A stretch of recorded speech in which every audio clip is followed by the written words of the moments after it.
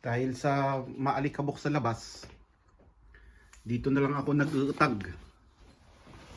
Alam niyo ba ang utag? Ito yung karning igorot na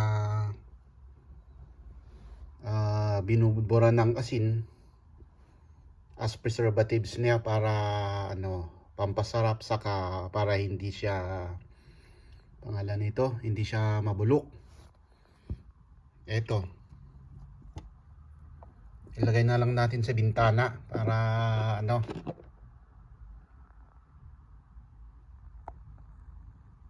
ilagay na lang natin sa bintana para dito lang siya mainitan. Ito ang masarap na pansahog sa pinikpikan o pangmantika lang sa mga ginigisa. Kisa na dyan, no?